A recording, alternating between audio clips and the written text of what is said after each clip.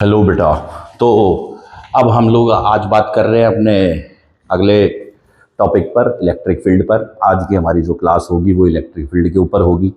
Last class हमने बात करी थी सुपरपोजिशन प्रिंसिपल के ऊपर, और उसमें हमने देखा था कि अगर बहुत सारे चार्जेस अगर हों तो उनमें से अगर किसी भी एक चार्ज पर अगर हमें फोर्स निकालनी हो तो उसको हम लोग किस तरीके से कैलकुलेट करते थे। बेसिकली उसमें ट्राइंगल, इक्विलेटरल ट्राइंगल के वर्टेक्स पर चार्ज होते हैं या सेंट्रोइड पर होता है, या स्क्वायर होता है, स्क्वायर के सेंटर पर होता है। तो इसी प्रकार से चार पांच चार्जेस का हमको एक कॉम्बिनेशन ले लेते हैं, एक ज्योमेट्रिक शेप होती है, और सिंप्लीफाइड वे से उन्हीं को हम लोग सॉल्व करते हैं, राइट। तो अब हम लोग जो है आज बात करेंगे एक नए टॉपिक पर, नए कॉन्सेप्ट पर, और नाम है इलेक्ट्रिक फील्ड। ठीक है।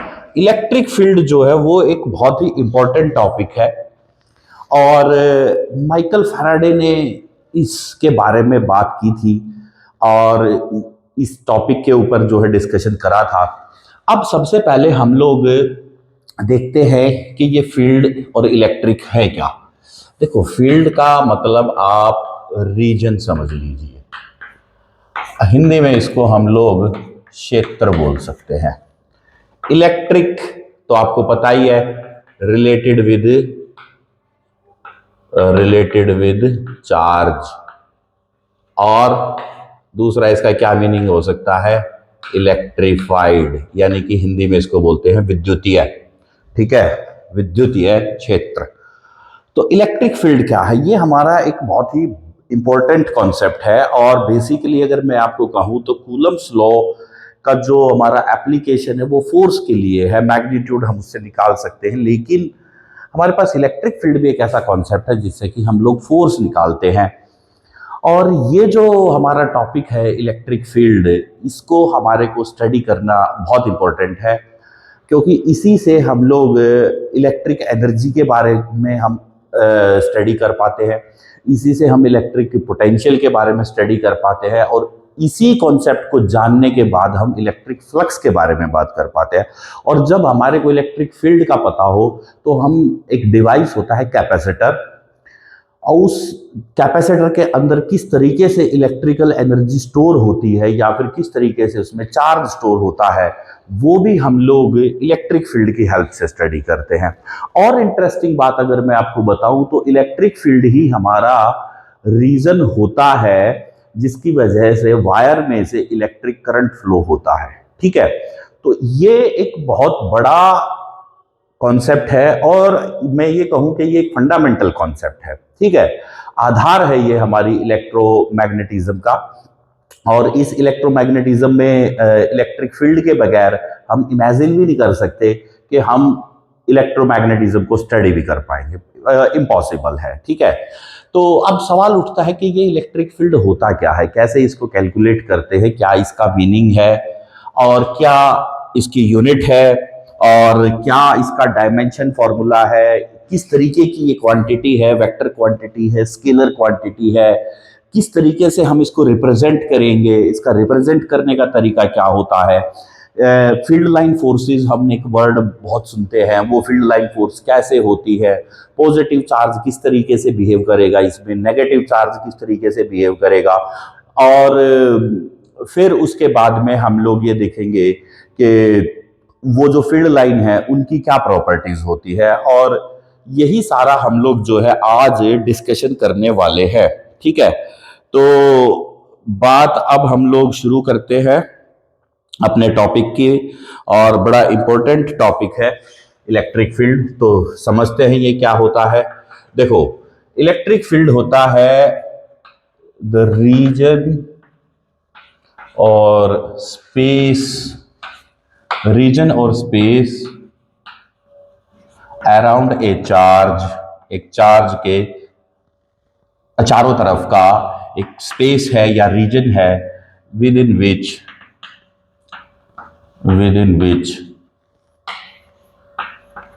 Electric effects are observed. ठीक है, जिसमें कि हम लोग इलेक्ट्रिक इफेक्ट ऑब्जर्व करते हैं। क्या होता है, देखो, मान लीजिए कि यहां पर मैंने एक चार्ज रखा, क्यों, जब ये चार्ज यहां रखा हुआ है तो कोई दिक्कत नहीं है, हमें ये भी नहीं पता कि यहाँ पर ये चार्ज है या नहीं है। अब एक दूसरा चार्ज हम लेके आते हैं, और जैसे ही इससे मान लीजिए कि इस दूरी पर मैंने दूसरे चार्ज Q को यहाँ रखा, तो जैसे ही ये चार्ज यहाँ पर आया तो ये देखा गया कि ये दोनों आपस में एक फोर्स फील कर रहे हैं। वो फोर्स क्या है? वो फोर्स है या तो अट्रैक्टिव नेचर की या रिपल्सिव नेचर की, और उसका कोई और नेचर नहीं है, या तो अट्रैक्शन में है या रिपल्शन में है। अब सवाल ये उठा था कि यार जब ये इसके फिजिकल कांटेक्ट में ही नहीं है तो ये फोर्स इसने फील करी कैसे? कौन सा ऐसा रिस्पॉन्सिबल फैक्टर है जिसकी वजह से ये चार्ज फोर्स फील कर रहा है? और इवन अगर मैं ये कहूं तो ये वाला चार्ज भी फोर्स फील कर रहा है। अल्टीमेटली बात ये है कि यहां पर एक म्यूचुअल फोर्स क्रिएट हो गई।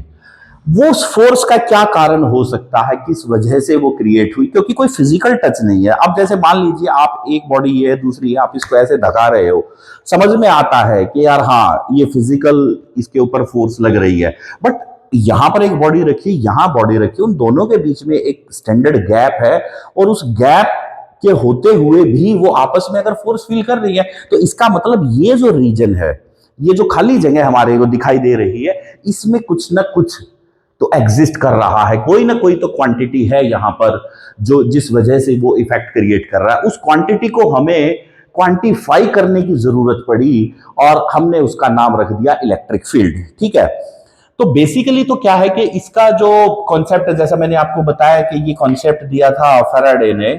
ठीक है, फैराडे एक साइंटिस्ट था, माइकल फैराडे पूरा नाम है, उन्होंने इसके बारे में बात किया था। और आपको अगर मैं ये बताऊं तो ये एक इमेजिनरी कॉन्सेप्ट है, इमेजिनरी कॉन्सेप्ट, इमेजिनरी कॉन्सेप्ट। ये एक बहुत बड़ा वर्ड है इस इलेक्ट्रिक फील्ड के कॉन्सेप्ट में, क्योंकि ये कॉन्सेप्ट ऐसा है जो कि इमेजिन करा गया था। ठीक है, और ये इमेजिन क्यों करा गया था? ये इमेजिन इस वजह से करा गया था कि इससे हमारे को एक सवाल का जवाब ढूंढना था, और वो सवाल था how charges interact with each other, interact with each other. जो दो चार्जेस है, वो दो या उससे ज्यादा चार्जेस है, वो एक दूसरे के साथ कैसे इंटरेक्ट करते हैं। ठीक है, तो उसको हम लोग जो है स्टडी करना चाहते थे, उसको हम लोग नाम कुछ देना चाहते थे, उसकी हमारे को आवश्यकता पड़ी। तो अब यहां पर क्या होगा कि मान लीजिए कि हमारे पास ये एक चार्ज क्यू है, ये स्मॉल चार्ज क्यू जैसे ही यहां पर आया, अब ये इसके एक रीजन में है, एक खास रीजन है जिसको मैं बोलता हूं इलेक्ट्रिक इन्फ्लुएंस रीजन। ठीक है, ये चार्ज है क्यू, मान लीजिए इसने यहां तक का एक रीजन ऐसे ही क्रिएट कर दिया। ठीक है, अब इस रीजन में चाहे यहां पर, चाहे यहां पर, चाहे यहां पर, चाहे यहां पर, आप कहीं पर भी वो चार्ज रखो क्यों, वो फोर्स फील करेगा। लेकिन जैसे ही इस रीजन से बाहर हम लोग अगर इस चार्ज को यहां रखते हैं तो देखते हैं कि कोई इफेक्ट ही नहीं आ रहा है, कोई फोर्स ही फील नहीं हो रही है। इसका मतलब तो ये हो गया ना कि ये एक पर्टिकुलर रीजन में ही इसका इन्फ्लुएंस है, इसका इफेक्ट है, तो उसको हमने नाम रख दिया। क्योंकि ये क्या है, बेसिकली ये फील्ड है, इस फील्ड में क्या हो रहा है, इलेक्ट्रिक इफेक्ट आ रहा है। तो इस फील्ड में जो इलेक्ट्रिक इफेक्ट आया, उस क्वांटिटी का नाम रख दिया इलेक्ट्रिक फील्ड। ठीक है, तो इलेक्ट्रिक फील्ड क्या है, ये एक फिजिकल और एक ये फंडामेंटल क्वांटिटी, फिजिकल क्वांटिटी है, और ये हमारा फंडामेंटल कॉन्सेप्ट है। ठीक है, तो इस तरीके से जो है हम लोग इसमें समझ पाते हैं कि ये हो गया हमारे पास इलेक्ट्रिक फील्ड का डेफिनेशन।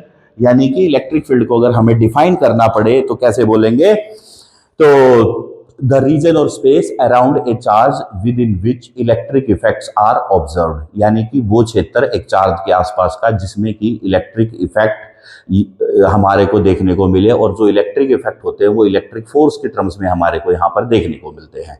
ठीक है, तो ये हमारे को बात यहाँ पर समझ में आ गई। अब क्या था कि ये जो क्वांटिटी है इसके पास डायरेक्शन भी है और इसके पास मैग्नीट्यूड भी है।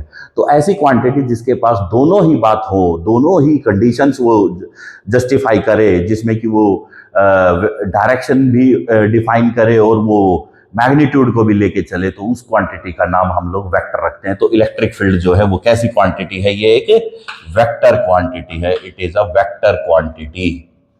ठीक है, कैसी क्वांटिटी है? Vector quantity. और अगर हमें इसको मैथमेटिकली कैलकुलेट करना पड़े तो इसको हम लोग कैसे कैलकुलेट करेंगे? तो इलेक्ट्रिक फील्ड को हम लोग कैसे लिखते हैं? कैपिटल ई वेक्टर से। ठीक है, और ये होता क्या है? ये होता है force per unit charge, force acting per unit charge. So E is equal to F/Q। अगर मैं इसको इन जनरल लिखता हूं और यहां से फॉर्मूला बन जाता है F is equal to QE। तो देखो, ये जो इलेक्ट्रिक फील्ड थी, ये इलेक्ट्रिक फील्ड E, ये सोर्स चार्ज ने क्रिएट करी थी।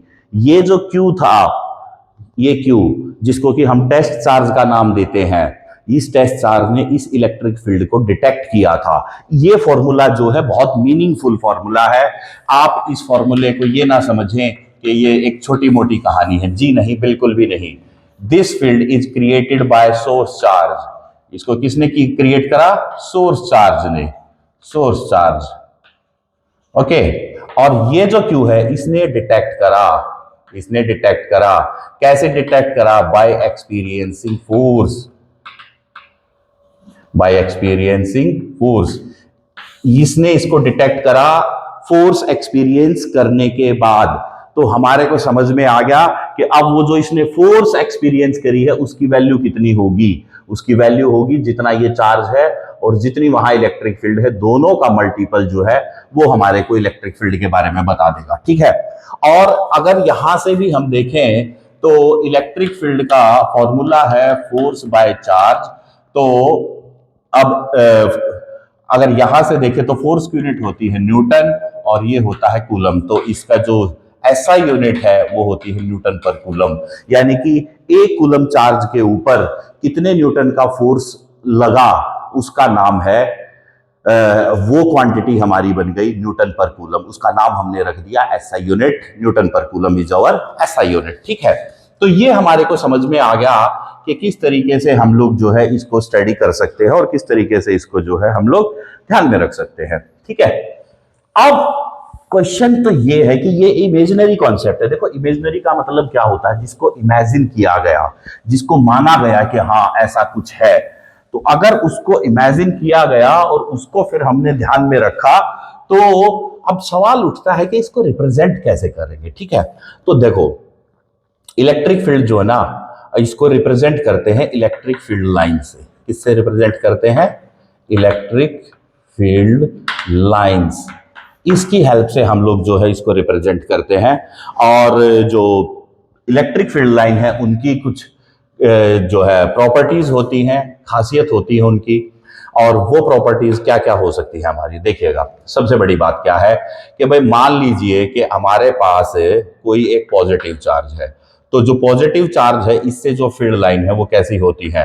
Radially outward. कैसी होंगी?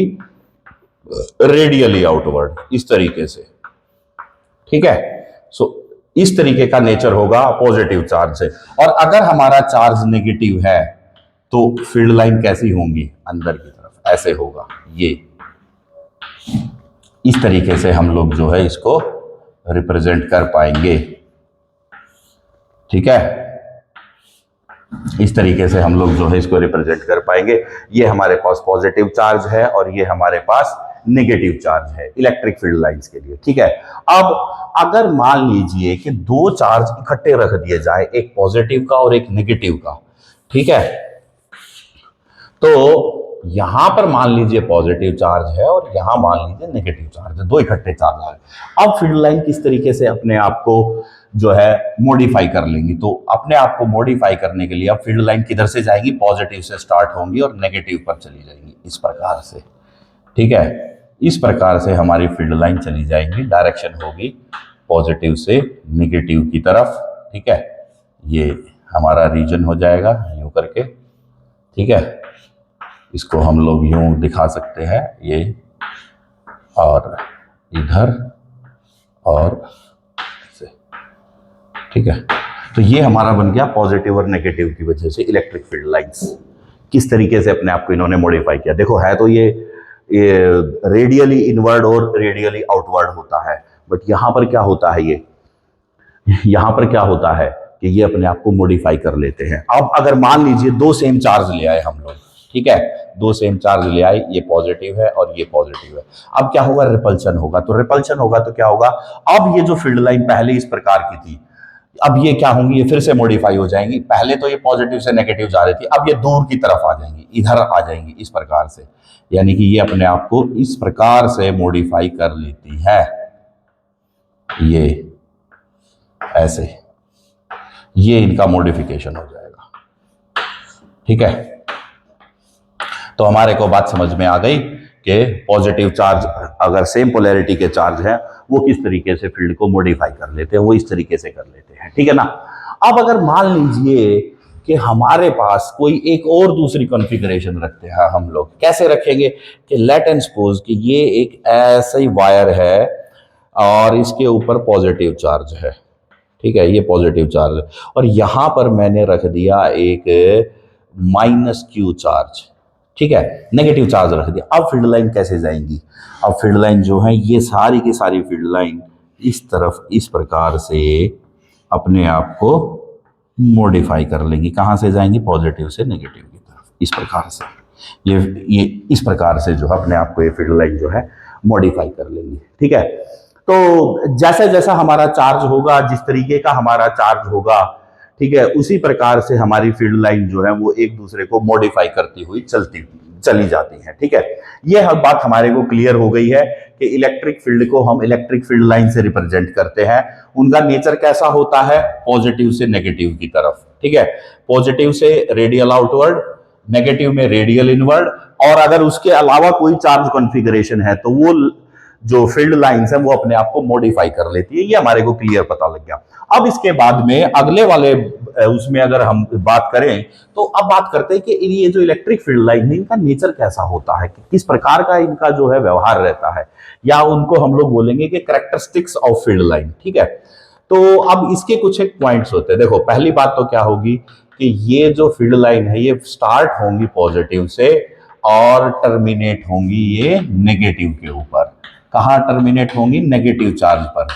ठीक है, यानी कि आप ये मान के चलिए कि इलेक्ट्रिक फील्ड लाइन पॉजिटिव से क्रिएट होंगी, नेगेटिव की तरफ जाएंगी। ठीक है, ये इनकी एक प्रॉपर्टी हो गई। दूसरी प्रॉपर्टी क्या होती है कि जो हमारी फील्ड लाइंस होती है वो एक दूसरे को कभी भी कट नहीं करती है, they never intersect each other. ठीक है, बात समझ में आ गई क्या, कि फील्ड लाइन का पहला पॉइंट क्या है, क्या है पहला पॉइंट, कि वो पॉजिटिव से स्टार्ट होकर के नेगेटिव पर जाएंगी। दूसरा पॉइंट क्या है कि वो एक दूसरे को कभी भी इंटरसेक्ट नहीं करेंगे, अर्थात एक फील्ड लाइन दूसरी फील्ड लाइन को कभी भी कट नहीं करेगी। आप देखो, मैंने जितने भी डायग्राम बनाए हैं किसी में भी कोई भी लाइन एक दूसरे को कट नहीं कर रही है, वो अपने आप को मॉडिफाई इस तरीके से कर लेते हैं, लेकिन वो एक दूसरे को कट नहीं करेंगे। अब दूसरी बात, दो पॉइंट हो गए हमारे। तीसरा पॉइंट क्या होता है कि इलेक्ट्रिक फील्ड लाइन हमेशा जो है वो हायर पोटेंशियल से लोअर पोटेंशियल की तरफ फ्लो करेंगी। ठीक है, ये अब किधर से जाएंगी, पॉजिटिव से नेगेटिव की तरफ चलती हैं। ठीक है ना, मैंने आपको बताया कि फील्ड लाइन किधर से चलेंगी। मान लीजिए कि यहाँ पर ये एक पॉजिटिव चार्ज बॉडी है, यहाँ ये एक नेगेटिव चार्ज बॉडी है, तो सारी फील्ड लाइन ऐसे चली जाएंगी इस प्रकार से। ठीक है, अब देखो क्या कॉन्सेप्ट है, स्टार्ट किधर से हो रही है, पॉजिटिव से, किधर टर्मिनेट हो रही है, नेगेटिव के ऊपर। तो आप ये मान के चलिए कि ये वाला जो रीजन है ना ये हमेशा हायर पोटेंशियल होता है, हायर पोटेंशियल। ठीक है, और ये कैसा होता है, ये होता है लोअर पोटेंशियल, लोअर पोटेंशियल। यानी कि जो फील्ड लाइन है वो हायर पोटेंशियल से लोअर पोटेंशियल की तरफ जाती है। ठीक है, अच्छा, ये हो गया। और दूसरी बात कि इलेक्ट्रिक फील्ड लाइन कभी भी सर्कुलर पाथ में को ट्रेस नहीं करेगी। इलेक्ट्रिक फील्ड लाइन कभी भी एक सर्कुलर पाथ को ट्रेस नहीं करेंगी, यानी कि फील्ड लाइन कभी भी गोल नहीं घूमती है, ये याद रखिएगा। फील्ड लाइन हमेशा सीधी जाएंगी, अगर सीधी नहीं होंगी तो वो अपने आप को मॉडिफाई करेंगी, एक कर्व की शेप ले सकती हैं वो, लेकिन वो सर्कल नहीं बना सकती कभी भी। कर्व लेंगी, मुड़ सकती है, और उस कर्व के ऊपर जहां पर भी हम टेंजेंट बनाएंगे उस टेंजेंट की डायरेक्शन के अलोंग हमें ये पता लग जाएगा कि इस पॉइंट पर फील्ड लाइन की डायरेक्शन क्या है, क्योंकि अभी मैंने थोड़ी देर पहले बताया था कि electric field line vector quantity होती है। तो जो क्वांटिटी वेक्टर है इसका मतलब उसके पास दिशा का होना अनिवार्य है। ठीक है, concept of direction is must there, वो तो जरूर होना ही चाहिए। तो अब क्या चाहिए हमारे को? अब हमारे को चाहिए कि जो डायरेक्शन है वो कैसे डिफाइन होगी। तो देखो डायरेक्शन डिफाइन होने का तरीका क्या है, ये वाला है।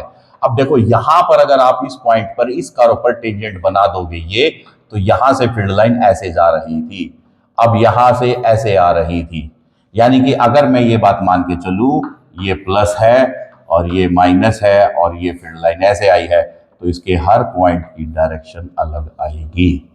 So that's how this field lines travels, क्योंकि हर पॉइंट से ये मॉडिफाई होती हैं, हर पॉइंट से अपने आप को मोड़ती हैं, तो इस प्रकार से फिर ये फील्ड लाइन हमेशा ट्रेवल करती है। ठीक है, तो पॉइंट हमने अभी काफी सारे डिस्कस कर लिए, जिसमें कि हमने देखा कि भाई ये जो फील्ड लाइन है ये हमारी किस किस डायरेक्शन में चलती है। ठीक है, अच्छा एक बात और है कि अब जब अगर हमें यूनिफॉर्म इलेक्ट्रिक फील्ड हो, क्योंकि आप पूरे चैप्टर में पढ़ेंगे यूनिफॉर्म इलेक्ट्रिक फील्ड, बहुत जगह आएगा यूनिफॉर्म इलेक्ट्रिक फील्ड। तो यूनिफॉर्म इलेक्ट्रिक फील्ड का मतलब क्या होता है? यूनिफॉर्म इलेक्ट्रिक फील्ड का मतलब होता है कि सारी फील्ड लाइन इवनली स्पेस्ड होंगी और एक दूसरे के पैरेलल होंगी। ठीक है, यानी कि वहां पर जो अब जैसे कि ये वाली जो फील्ड है, ये वाली जो फील्ड है, ये हमारी कैसी है? यूनिफॉर्म इलेक्ट्रिक फील्ड है। ठीक है, और अगर हमारे को ये पता हो कि भाई नॉन यूनिफॉर्म इलेक्ट्रिक फील्ड भी क्रिएट हो सकती है, क्योंकि हो सकता है कि एक तरफ ज्यादा चार्ज हो, ऐसे ज्यादा चार्ज हो, बहुत ज्यादा हो, और दूसरी तरफ बहुत कम हो, तो उस केस में जो है फील्ड लाइन कैसे होंगी? देखो, तो फील्ड लाइन जो है वो इस तरीके से हो जाएंगी। ठीक है, इस तरीके से। ठीक है, अब आप अगर इसको देखोगे तो यहां इस रीजन में देखो और इस रीजन में देखो, दोनों में आपको दो डिफरेंसेस आपको समझ में आएंगे कि फील्ड लाइन तो नंबर तो बराबर है, बट यहां पर इनकी डेंसिटी ज्यादा है। तो जहां पर फील्ड लाइन की डेंसिटी ज्यादा होगी, वहां पर आप ये मान के चलें कि फोर्स भी ज्यादा होगा। ठीक है, और जहां पर इनकी डेंसिटी कम होगी वहां पर फोर्स कम होगा। ठीक है, यानी कि जो चार्ज फोर्स फील करता है, अगर यहां पर रखेंगे तो वो ज्यादा फोर्स फील करेगा, यहां पर रखेंगे तो कम करेगा, और वो ज्यादा से कम की तरफ इस तरीके से चलेगा, क्योंकि ये फैलती जा रही हैं। ये याद रखना कि फील्ड लाइन जितना ज्यादा फैलेंगी वो उतनी ही कमजोर पड़ती जाएंगी, इस बात का मतलब ये है। और जितनी फील्ड लाइन एक अपने आप को कॉम्पैक्ट कर लेंगी, जितना वो एक दूसरे के अंदर घुसने की कोशिश करेंगे, जितना वो एक दूसरे के नजदीक आएंगे, उतनी ही वहां पर क्या होगा कि फोर्स, या फिर आप कहिए कि इलेक्ट्रिक लाइन ऑफ फोर्स का जो मैग्नीट्यूड है वो बढ़ जाएगा उसमें। ठीक है, और डेंसिटी हमारी वहां पर बढ़ती चली जाएगी। तो ये हमारे को समझ में आता है कि किस तरीके से जो है फील्ड लाइन हमारी ट्रेवल करेंगे। अच्छा, दूसरी बात कि किसी भी सरफेस से, किसी भी पॉइंट से फील्ड लाइन हमेशा उस सरफेस के परपेंडिकुलर होंगी। कभी भी फील्ड लाइन जो है टेंजेंशियल नहीं बनेगी किसी सरफेस से।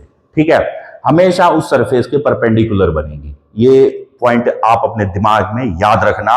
और जैसा मैंने आपको तरीका बता रखा, पढ़ने का तरीका क्या है, डिवाइस है, चाहे फोन से पढ़ रहे हो या लैपटॉप पर पढ़ रहे हो या किसी बड़ी स्क्रीन पर अगर आपने इसको चलाया है तो कोई बात नहीं, आप अपनी कॉपी अपने साथ में रखेंगे, पेन आपके हाथ में होगा, और जो मैं बातें बोलता जा रहा हूं वो साथ साथ आप लिखते जाएंगे, तभी उसको पढ़ने का मजा है, तभी आपको वो बात समझ में भी आएगी और तभी वो जो है आपको इंटरेस्टिंग भी लगेगी। सो इसीलिए आप जो है ना इस बात को विशेष तौर पर ध्यान रखो कि जो हमारी फील्ड लाइन है वो उनकी जो प्रॉपर्टीज हैं वो बहुत इंपॉर्टेंट है। इंपॉर्टेंट है इसलिए नहीं है कि वो आपसे पेपर में पूछी जाएंगी, what are the right 3 properties of electric field lines and what are the properties of electric field line, ऐसा क्वेश्चन रेयरली ही आता है। ठीक है, लेकिन इन फील्ड लाइन का एप्लीकेशन बहुत है, इलेक्ट्रोमैग्नेटिज्म में, इलेक्ट्रोस्टैट्स में, कैपेसिटर की प्रॉब्लम्स में, इलेक्ट्रिक फ्लक्स की प्रॉब्लम्स में, इलेक्ट्रिक पोटेंशियल की प्रॉब्लम में, इन फील्ड लाइन का बहुत बड़ा रोल है। तो आप ये बात मान के चलना कि इनका जो है एप्लीकेशन बहुत वाइड है। ठीक है, और उस एप्लीकेशन पॉइंट ऑफ व्यू से आपको इन सबको समझना पड़ेगा, इन सबको जो है याद रखना पड़ेगा। ठीक है ना, तो ये हो गया हमारा इलेक्ट्रिक फील्ड लाइन का कॉन्सेप्ट। और ये हो, उससे पहले मैंने बात करी थी इलेक्ट्रिक फील्ड के ऊपर, फिर मैंने बात करी इलेक्ट्रिक जो है फील्ड इंटेंसिटी पर, जो मैंने फॉर्मूला लिखा था F/Q, और F is equal to F/Q and F is equal to QE। ठीक है, वो हमारा इलेक्ट्रिक फील्ड इंटेंसिटी था। अगर इलेक्ट्रिक फील्ड इंटेंसिटी को डिफाइन करना पड़े, so it can be defined as the amount of force experienced by a unit charge, और it is also defined as amount of force experienced by a test charge. Okay, इसकी जो SI unit है वो होती है Newton per coulomb, और इसका जो डायमेंशन है वो होता है MLT-3A-1। ये इसका डायमेंशन फॉर्मूला होगा, याद रखना।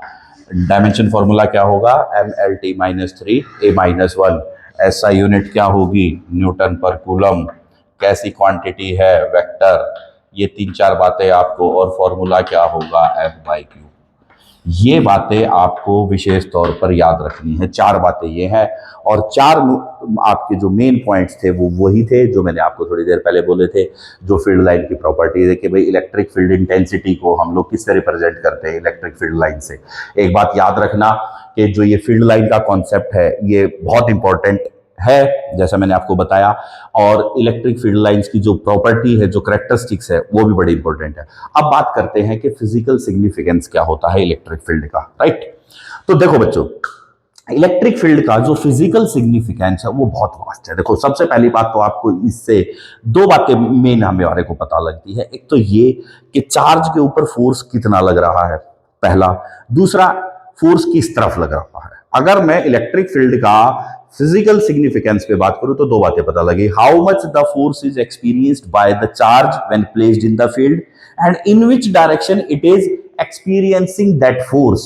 सो these are the 2 main aspect of the electric field. अर्थात कहने का मतलब यही है कि हमारे इलेक्ट्रिक फील्ड के जो फिजिकल सिग्निफिकेंस में अगर मैं बात करूं तो 2 बातें हैं कि चार्ज अगर फील्ड में आया है तो उसके ऊपर कितना फोर्स लगा है, एक बात, वो फोर्स किस तरफ लगा है, ये दूसरी बात, और साथ में फिर ये कि पोजीशन डिपेंडेंट होती है ये फोर्स। यानी कि आप ये बात मान के चलिए कि इस बात से भी फर्क पड़ता है कि वो चार्ज रखा, अब जैसे कि ये नॉन यूनिफॉर्म इलेक्ट्रिक फील्ड थी, अब चार्ज अगर यहां पर रखा होगा तो ज्यादा फोर्स फील करेगा, अगर चार्ज यहां होगा तो कम फोर्स फील करेगा। इसका मतलब यहां और यहां में सिर्फ किस चीज का अंतर आ गया? सिर्फ पोजीशन का अंतर आ गया।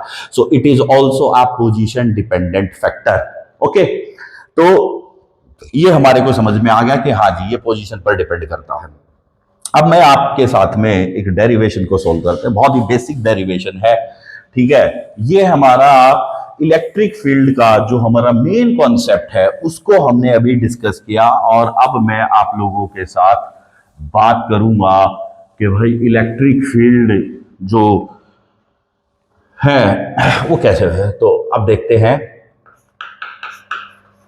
इलेक्ट्रिक फील्ड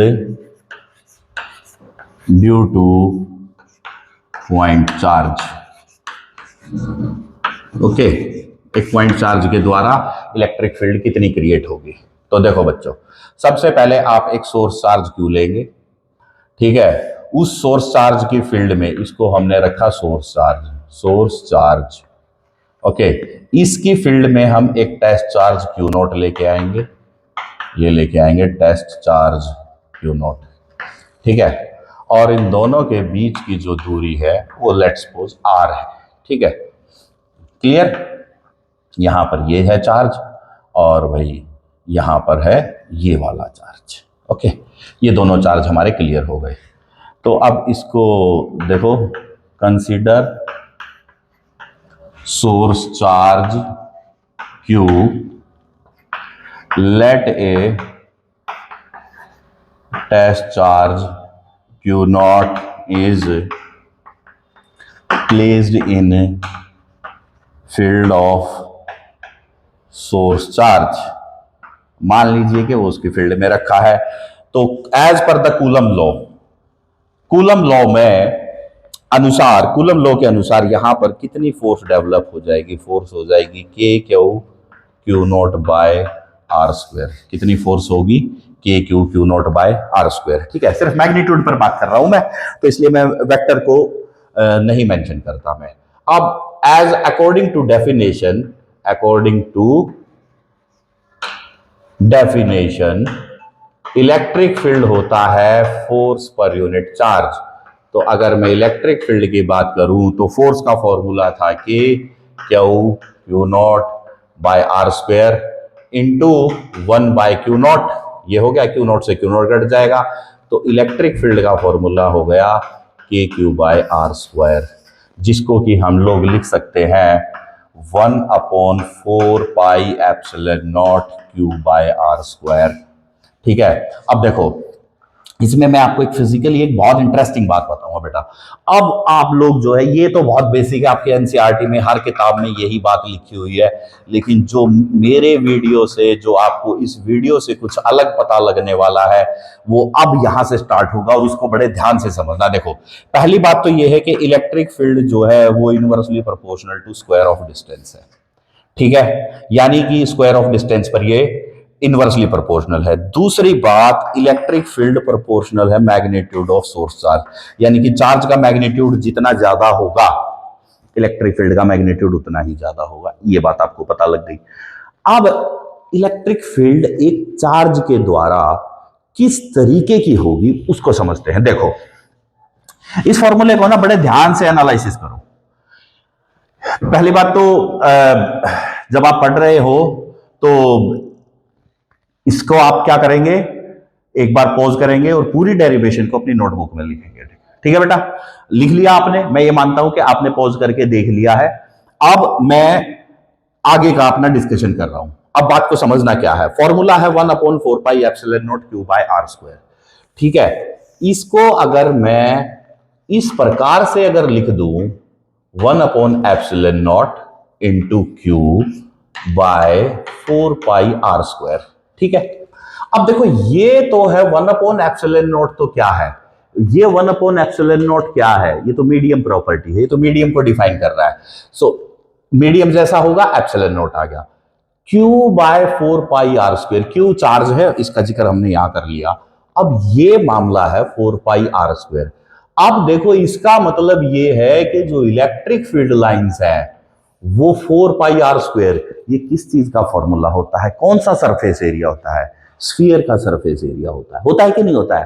तो यानी कि जो फील्ड लाइन है किसी भी एक चार्ज के द्वारा स्फेरिकल नेचर में क्रिएट होंगी, 3 डायमेंशंस में।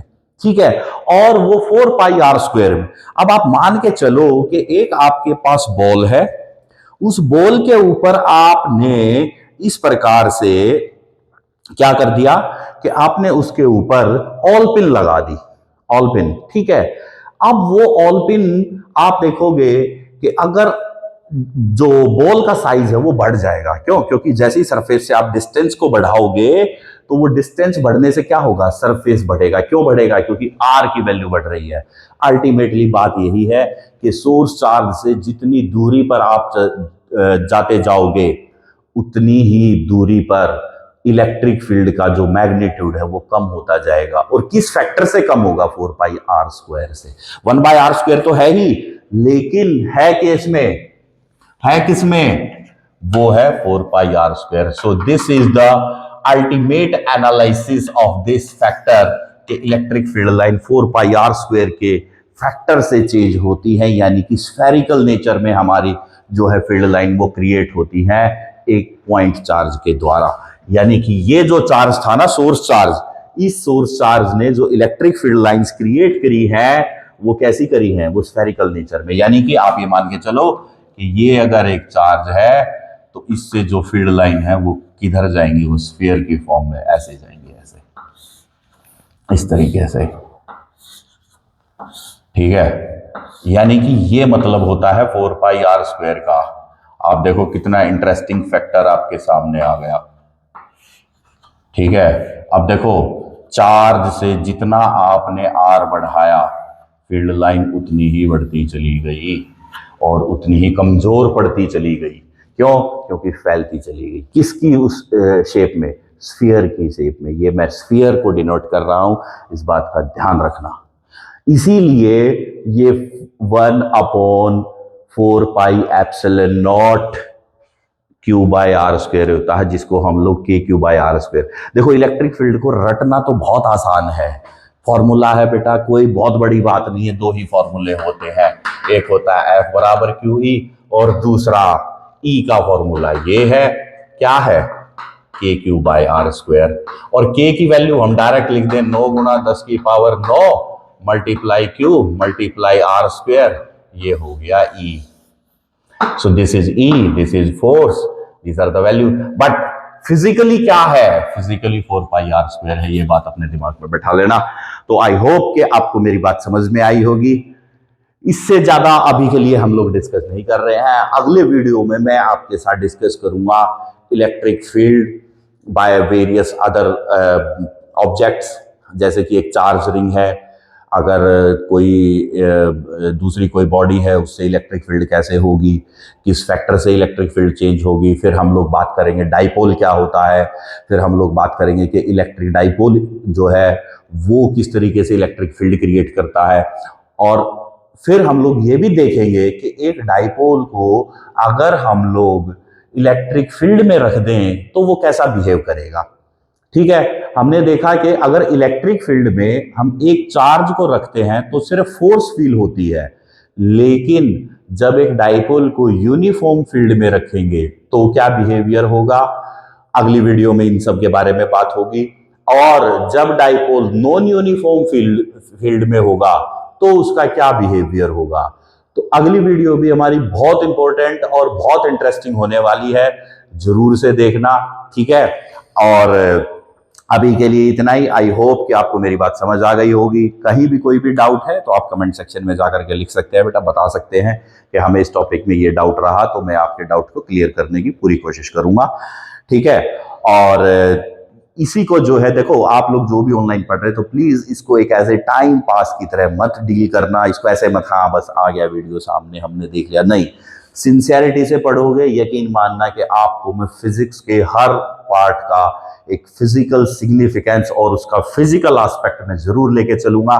जैसे अभी मैंने इलेक्ट्रिक फील्ड का फिजिकल सिग्निफिकेंस का बात किया, मैंने बात किया कि ये 4 पाई आर स्क्वायर क्या होता है, 1/4 पाई एप्सिलॉन नॉट। इस तरीके से तो सभी लिखते हैं, बट उसको थोड़ा सा अगर मैंने मॉडिफाई कर दिया तो मतलब ही एक नया सामने आया और हमारे लिए बहुत इंटरेस्टिंग बात डेवलप हो गई। तो इस तरीके से आई होप कि आपको मेरी बात समझ आ रही होगी, एंड फिर हम लोग जो है उसको कोशिश करेंगे। अभी के लिए इतना ही। Okay, enjoy your day, goodbye, take care. अब बाकी की बातचीत हम लोग कल करेंगे। ठीक है, थैंक यू।